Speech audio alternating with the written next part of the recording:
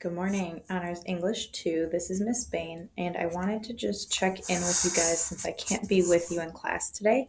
And I just want to spend a couple of minutes talking about one of the things on our calendar for today, which is the assignment that's going to be due on Friday, which is your poetry explication.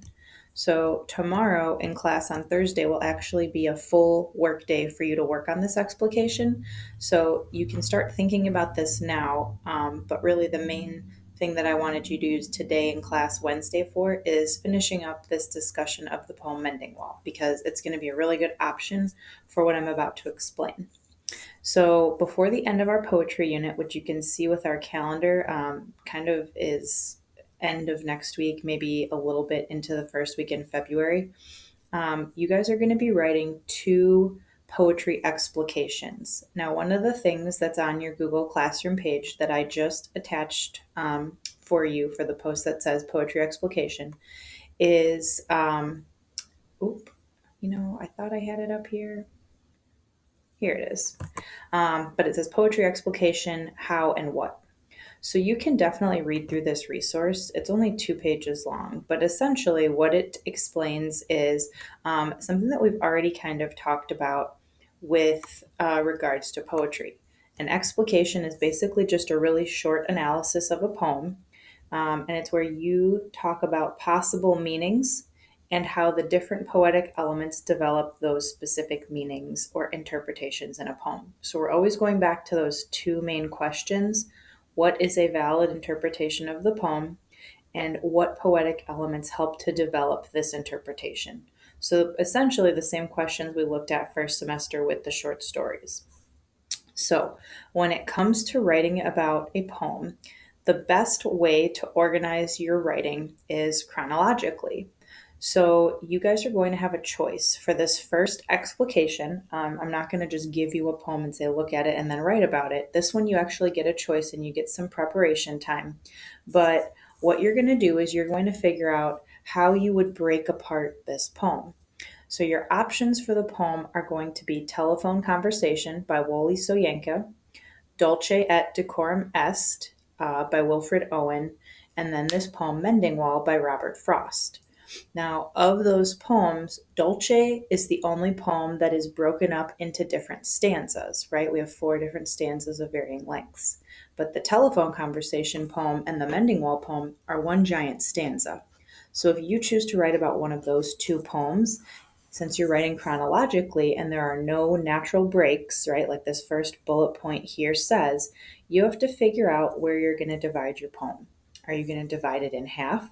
So yesterday when we started talking about Mending Wall, we talked about the fact that there is a shift that happens about halfway through the poem. So maybe for your explication on Mending Wall, you would break it up so that one paragraph is about the first half, the second paragraph is about the second half of the poem. It's really nice if you can identify where you think the poem shifts because that would kind of give you places where you could divide up your writing. So essentially, in an explication, each quote unquote paragraph of your analysis is devoted to a different part of the poem. So for Dulce, you might have 4 short paragraphs that you're writing about because each paragraph gets one part of the poem. All right. Now, for Mending Wall, if you only have 2 parts of the poem, the beginning and the end, your paragraphs might be a little bit longer. It doesn't really matter how many you have, it just matters how you decide to break it up so that it makes sense to you. All right.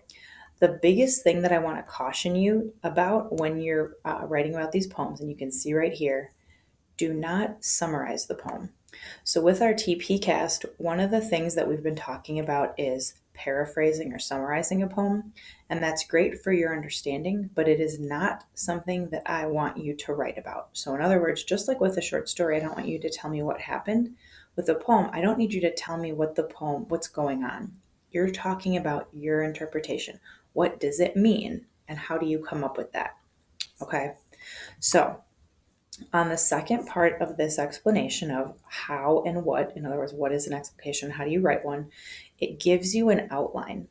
So again, going back to our example poems, we can see if we were to say this one has, this is probably a little spelling error, so I'll just fix it with you on here. Why not?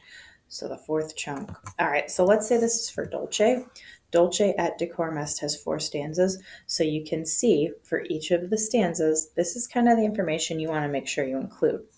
What happens in this section? That might be a simple 1-sentence summary that is the topic sentence. What are the dominant poetic devices in this section? So there's no checklist that says you have to have something about form and structure, something about language, something about sound. But going back to the idea of whatever you think your interpretation of the poem is, you want to focus on maybe 1 or 2 devices in each section that you think are the most significant in developing your interpretation. Because the third and most important part of each paragraph is you explaining that.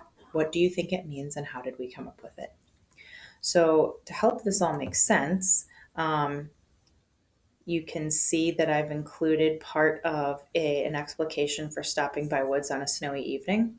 And while I'm showing you this, just for this initial paragraph, I will also say that on this little presentation that we've gone through, and this is the same information, probably repeated, I'm going to regret skipping over here. Don't forget that you begin every explication with a statement of meaning. So I had you do a few of these with our practice poems. We did one for Dolce, we did one for Telephone Conversation. I'm not making you do one for Mending Wall because I'd rather just talk about it personally. But the template always remains the same. Okay, so if you ever got feedback from me on that, just make sure you take that feedback into account. All right, a poetry explication is a persuasive essay. You're answering the question, what is a correct interpretation of this poem and what devices develop this? All right, so like I thought, this is the exact same information I put on the sheet, so I apologize. All right, so going back, we can look at this sample. We all read Stopping by a Woods on a Snowy Evening, and one day I will actually have you guys present the parts of the poem you memorized. But we've got for our statement of meaning, Stopping by Woods on a Snowy Evening by Robert Frost is a dreamlike poem whose meter and imagery, so I mentioned 2 specific poetic devices, suggests the end of a life.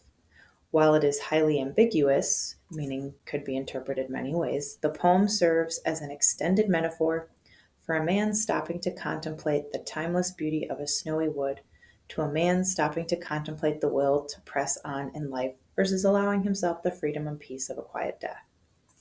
So kind of long, but we've got that whole sense of this is what this poem is about. This is the overall message. This is how that message is developed. Now, rather than looking at this one, I might go to like the full example. This one might be a little bit more clear because I color coded it like I do for all things for you guys. Yeah, this one's a little better. So this is also attached to your poetry explication assignment. You can look at this example. All right, so here's your prompt. What is a valid interpretation of Robert Frost's poem Stopping by Woods on a Snowy Evening, and what poetic devices help to develop that meaning? So the prompt that you all are answering, whatever poem you're picking, just fill in the blank. So if it's not Robert Frost Stopping by Woods, it's Robert Frost's Mending Wall. It's Wilfred Owen's Dolce et Decorum Est, or it's Wally Soyinka's Telephone Conversation. So I won't get into this too much because you have eyes and you can read probably better than I can. But if you just look, my first sentence here is a much clearer explication sentence. In Robert Frost Stopping by Woods on a Snowy Evening, a poem about a man's journey through a winter landscape, he utilizes the overall structure of the poem and figurative language to reveal his belief that while it may be hard, every man has the strength to resist temptation. So this person is going along with that interpretation. The overall idea is don't give in to temptation. You've got those miles to go before you sleep. And you can see each of my main sentences, topic sentences, shows that it's organized by chronologically. So the poem's first stanza opens with vivid imagery of the speaker stopping to look at the snowfall and thinking about who owns the woods. This is the first temptation the man has to stop on his journey. So the one thing I'll point out is not only do we have a little quick summary of what's happening in that little stanza, but we also have part of this sentence that ties it to the overall interpretation. All right, this is the first temptation. So then if you look on at some of the elaboration, you can see here he begins the repetition of the words woods. So repetition would be that poetic device. By having the speaker ask whose woods these are, I think I know. Since the speaker thinks he's aware of who has control over the woods, he seems to be familiar with their owner. This knowledge seems to stop him from returning to the task at hand, his journey.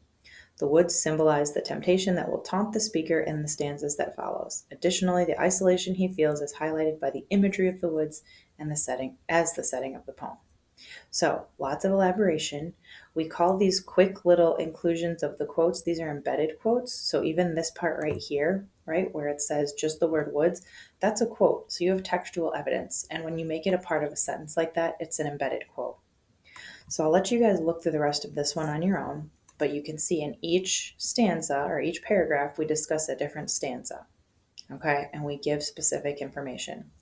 So, your job, what you need to decide before Thursday's class, which of the 3 poems are you going to write your explication on? Because you will be getting this blank sheet as when you open the assignment, and this is where you're going to type.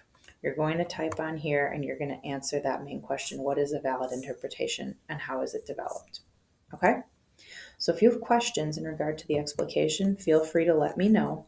But otherwise, you can look back on our calendar. It's not due until the beginning of class Friday. So once you're done listening to my little mending wall talk today, or if you've already done that, you are free to start it as homework. You don't have to. Thursday in class is a full work day, and then you'll turn them in at the start of class on Friday.